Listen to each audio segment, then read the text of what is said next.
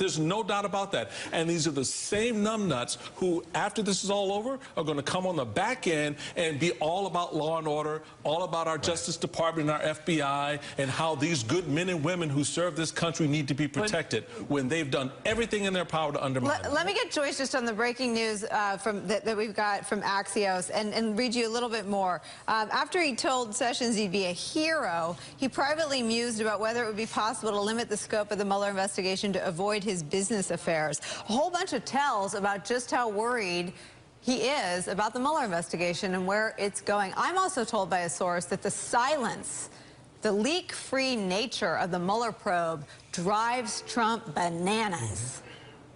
Joyce? Clearly, Trump is driven pretty nutty by what's standard operating procedure inside of the Justice Department: quiet integrity and professionalism. And the reason that that's typical DOJ policy is because it avoids dragging people's name through the mud unfairly, and it also avoids tampering or influencing investigations that aren't quite ready. Trump doesn't like this. He wants to control the investigation and know what's going on. So I hope the first time he approached Jeff Sessions immediately called Mueller and told him about it, certainly on times 2, 3, and 4, because the picture that emerges is a president who believes that he is entitled to use the Attorney General and the Justice Department to prosecute his enemies and protect himself. I don't know how much more clear it could be than this Axios story, Nicole.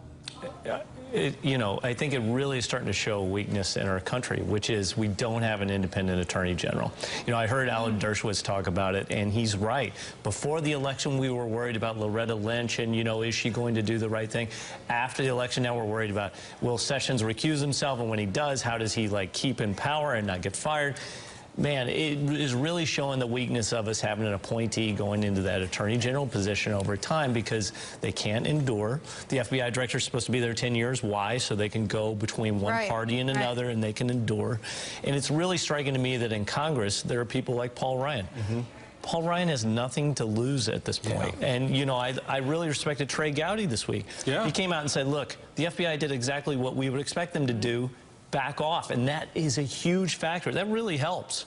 Why doesn't Paul Ryan do the same thing? And what weak executive leadership, right? From the business world, the weak way to fire somebody is to make their job so excruciating and awful that they quit on their own. That was his style always in business. He never actually fired people directly. How did he fire Comey? He gave his factotum a letter and delivered it to him while Comey was in Los Angeles. He cannot even bring himself to go face-to-face to this guy Sessions and say, look, I'm firing you, get out of there. It's weak executive leadership. He wants to, though. I mean, I think it's even more pathetic and weak than that. He wants to desperately. They malign him all the time. He's the butt of all jokes, but he's so politically impotent, he couldn't get anyone else confirmed. That's why Sessions still has a job.